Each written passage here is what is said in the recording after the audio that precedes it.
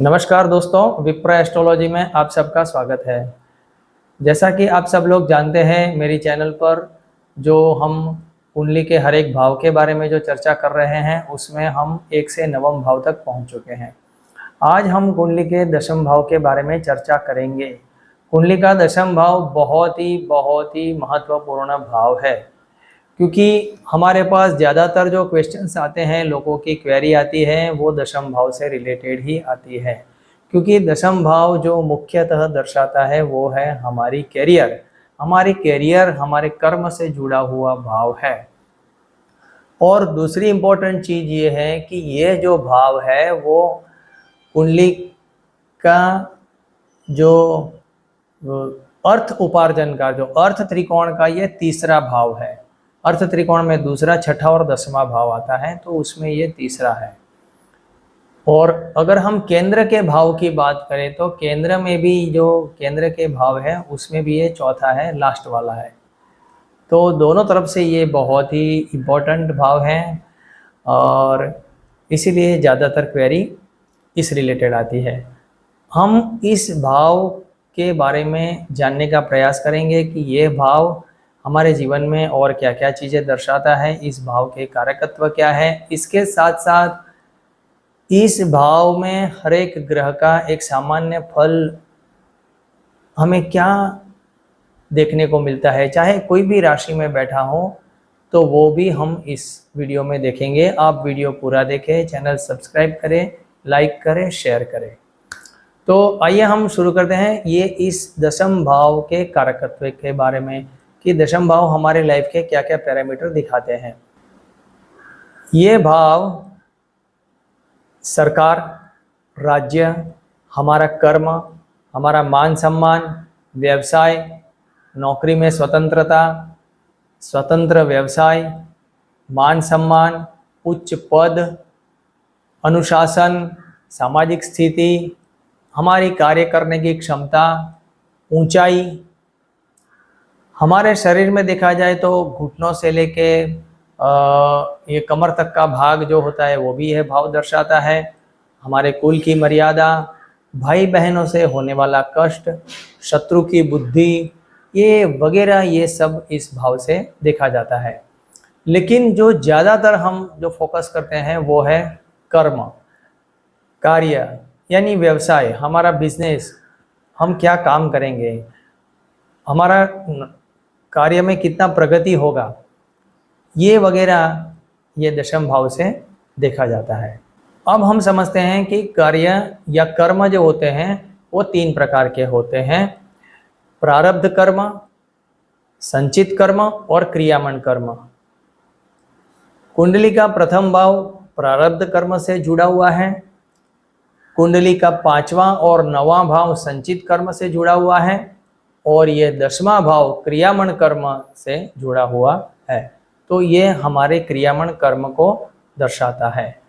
इस भाव के जो मुख्य कारक ग्रह है वो सूर्य, मंगल, बुध, गुरु और शनि, ये इसके कारक ग्रह माने गए हैं। किंतु 10वें भाव में सूर्य और मंगल दिग्बल प्राप्त करके बहुत बलवान होते हैं। अब हम 10वें भाव में सबसे पहले सूर्य के फल की बात कर देते हैं।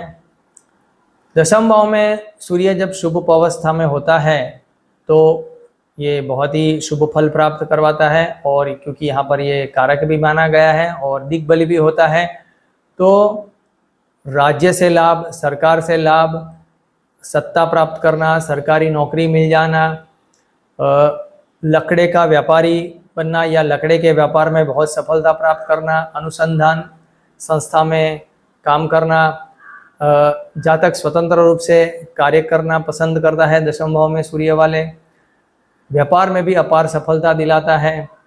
और बहुत इम्पोर्टेंट चीज़ ये भी है कि 10वें भाव में सूर्य होने से ये शरीर में होने वाली लंबी बीमारियों को वो रोकने का भी काम करता है। तो ये मैंने शॉर्ट में समझाने का प्रयास किया। अब हम 10वें भाव में चंद्र के फल की बात करते हैं। 10वें भाव में चंद्र का भी फल एक मिला जुला मिलता है, क्योंकि जिस तरह से चंद्र की कलाएं घटती हैं बढ़ती है, उसी प्रकार दशम भाव में चंद्र के भी फल कभी ज़्यादा देखने को मिलते हैं तो कभी कम देखने को मिलता है। अब चंद्र भी राज सत्ता से जुड़ा हुआ ग्रह है, इसीलिए दशम भाव में चंद्र भी राज्य से लाभ दिलाता है, सरकार से लाभ प्राप्त कराता है, उच्च पद की प्राप्ति भी कराता है। दशम भाव में चंद्र होने से जातक अपने पद पर स्थायी नहीं रहता, और चंद्र यहाँ से चतुर्थ भाव पर दृष्टि करने से माता का सुख अवश्य उसको बहुत ही उत्तम प्रकार का प्राप्त होता है। जातक ज़्यादातर तरल पदार्थ या सिंचाई विभाग या पशुपालन या डेयरी उद्योग, मछली पालन, सौंदर्य प्रसाधन, वनस्पति शास्त्र, औषधियाँ, वैसे वगैरह कार्यों से वो जुड़ता है और उसी से उसको लाभ भी प्राप्त होता है। लेकिन जब यही चंद्र अशुभ अवस्था में हो तो इसके थोड़े से विपरीत परिणाम भी देखे जा सकते हैं। अब हम दशम भाव में मंगल के फल की बात करते हैं। तो जैसे मैंने पहले कहा कि मंगल भी दशम भाव में दिग्बल प्राप्त करता है और इसीलिए वो बलवान हो जाता है। तो यहाँ पर मंगल वैसे अच्छा फल देता है। जातक थोड़ा सा महत्वाकांक्षी होता है, उच्च पद की आकांक्षा रहती है, थोड़ा सा क्रोधी भी होता है, पराक्रमी होता है, उत्तम योजनाएं बनाने वाला होता है। जातक अच्छा सलाहकार भी होता है, आलोचना करने में भी माहिर होता है, और जातक थोड़ा सा लोभी भी होता है। अपनी मेहनत और पराक्रम से जीवन में वो सफलता प्राप्त करता है।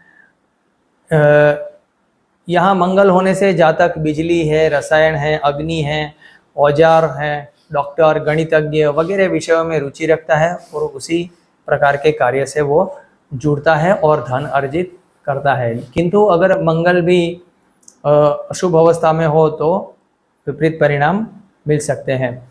एक चीज़ और है, यहाँ पर मंगल जातक को संतान से कष्ट दिलाता है और प्रेम विवाह में भी असफलता दिलाता है। मंगल की दृष्टि लग्न भाव, चतुर्थ भाव एवं पंचम भाव पर होने से वहाँ पर अशुभ फल प्राप्त होते हैं।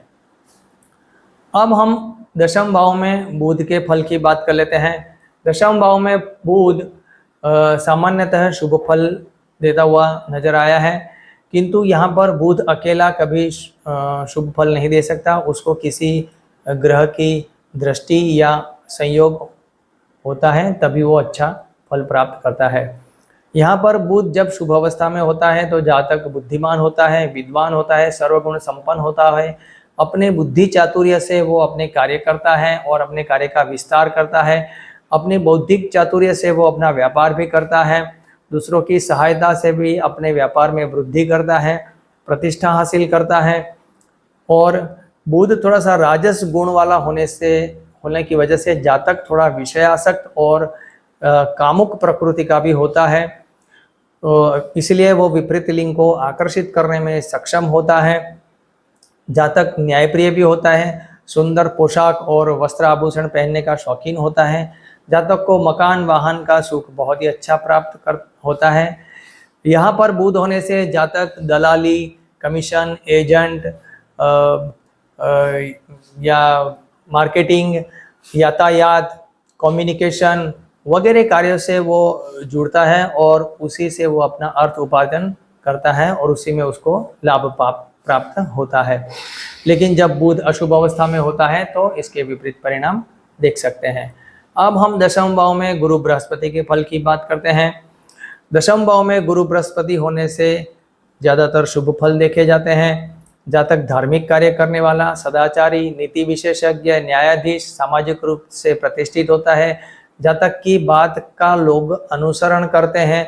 जातक का व्यक्तित्व भी आकर्षक होता है। जातक गांव का मुखिया होता है, लेकिन जातक के पिता से वैचारिक मतभेद रहते हैं। जातक परिवार की परंपराओं का अनुसरण करने वाला होता है और उसको बनाए रखने में मानता है। जातक साधक होता है, उपासक होता है, अध्यापक होता है, उपदेशक होता है, महंत होता है, कानून का जानकार होता है, पंडित, पुजारी, सलाहकार वगैरह कार्य से जुड़ता है और उसी कार्य से उसको लाभ भी प्राप्त होता है। गुरु बृहस्पति की पंचम दृष्टि धन भाव पर होने से धन लाभ अच्छा जीवन में प्राप्त होता है, और उसकी सीधी सातवीं दृष्टि चतुर्थ भाव पर होने से मकान, वाहन और माता का सुख भी अच्छा प्राप्त होता है। और उसकी नौवीं दृष्टि छठे भाव पर होने से जो शत्रु विजय योग भी बनाता है, यानी कोर्ट कचहरी के मामलों में विजय प्राप्त करवाता है। दशम भाव में गुरु होने से दाम्पत्य सुख में कमी आती देखी गई है, और जब गुरु अशुभ अवस्था में हो तो इसके विपरीत परिणाम और भी देखे जा सकते हैं। अब हम दशम भाव में शुक्र के फल की बात करते हैं। दशम भाव में शुक्र भी मिला जुला फल प्रदान करता है। जातक को सौंदर्य प्रसाधन का शौकीन बना देता है, और सामाजिक रूप से वो थोड़ा सा प्रतिष्ठित भी होता है। जातक की सोच वैज्ञानिक होती है। अपने कार्य को करने के लिए वह प्रयोगात्मक दृष्टिकोण अपनाता है। दशम भाव में शुक्र होने से जातक भोगी होता है, साथ में ऐश्वर्य से युक्त भी होता है। जातक को संतान से कष्ट और दाम्पत्य सुख में कमी आती है। जातक गायन, वादन, चित्रकला, ललित कलाओं में रुचि रखता है। विज्ञान में वनस्पति शास्त्र, ज्योतिष, गणित, इलेक्ट्रॉनिक उपकरण, सिनेमा, फोटोग्राफी वगैरह विषयों में उसको रुचि रहती है, और उसी प्रकार के कार्य से उसको लाभ भी प्राप्त होता है। लेकिन जब शुक्र अशुभ अवस्था में हो तो इसके विपरीत परिणाम देखे जा सकते हैं। अब हम दशम भाव में शनि के फल की बात करते हैं। दशम भाव में शनि जो है वो कर्म प्रधान ग्रह है, और दशम भाव कर्म का भाव है, इसलिए शनि का यहाँ पर मिश्र फल देखने को मिलता है, कभी शुभ कभी अशुभ। लेकिन जब शुभ अवस्था में शनि यहाँ पर होता है तो जातक को अधिक मेहनत करने वाला और बहुत ही जीरो से हीरो बनने वाला, यानी बहुत ही निचले लेवल से आगे बढ़कर बहुत बड़े इंडस्ट्रियलिस्ट, उद्योगपति बनाता है। जातक न्यायाधीश भी होता है। जातक को राज्य से लाभ भी प्राप्त कराता है, यानी जनता का सेवक बनाता है, और व्यापार में भी लाभ होता है। जातक एक प्रतिष्ठित जीवन भी उसको प्रदान करता है। जातक को प्रतिष्ठित जीवन मिलता है, लेकिन एक थोड़ी उत्तरार्ध अवस्था में प्राप्त होता है। यहाँ पर जातक विविध भाषा को ज्ञानी भी होता है, और विविध भाषाओं से जातक को जोड़ता है। जातक यंत्र है, इंजीनियरिंग है, कृषि संबंधी कार्य से भी जुड़ता है। यहाँ से शनि की तीसरी दृष्टि 12वें भाव पे होने से विदेश के कार्यों से नुकसान होता है, या विदेश परदेश जाने में बाधाएं उत्पन्न होती है, या प्रदेश के साथ कार्य में समस्याएं उत्पन्न करता है। सातवीं दृष्टि चतुर्थ भाव पर होने से माता की सेहत को हानि पहुंचाता है, और जो 10वीं दृष्टि उसकी सप्तम भाव पर होने से यहाँ पर दाम्पत्य सुख की कमी नहीं करता। याद रखें, शनि यहाँ दशम भाव में होने से दाम्पत्य सुख में बढ़ोतरी करता है, दाम्पत्य सुख बहुत अच्छा करता है, पति पत्नी के बीच में प्यार बना रहता है। कई बार दशम भाव में शनि होने से जातक साधु, सन्यासी एवं वैराग्य भी बन जाता है। और जब शनि अशुभ अवस्था में हो तो इसके विपरीत परिणाम भी देखे जा सकते हैं। अब हम दशम भाव में राहु के फल की बात करते हैं। दशम भाव में राहु का मिला जुला फल देखने को मिलता है। राहु जब शुभ अवस्था में दशम भाव में होता है तो जातक को उच्च पद प्राप्त करवाता है, प्रतिष्ठा दिलाता है, और उसको राज सत्ता भी दे सकता है, मंत्री पद भी दिलाता सकता है। लेकिन यहाँ पे उच्च पद पे टिके रहने के लिए बहुत संघर्ष भी वो करवाता है, या संघर्ष बहुत करना पड़ता है। जातक को उत्तम संपत्ति, उत्तम भवन और उत्तम वाहन का सुख भी प्राप्त होता है। छोटे तबके के लोगों में जातक को मान सम्मान दिलाता है। जातक को राजनीति, मनोविज्ञान, आबकारी विभाग, विज्ञान, जहाज, विमान, युद्धपोत, वगैरह कार्यों से उसको जोड़ता है और उसी से उसको लाभ भी प्राप्त कराता है। जातक दूसरों की सहायता के लिए तत्पर रहता है। राहु की दृष्टि द्वितीय भाव पर होने से जातक अपनी वाणी से लोगों को प्रभावित करता है और मित्रता बनाता है और उनसे लाभ प्राप्त करता है और धन भी अर्जित करता है।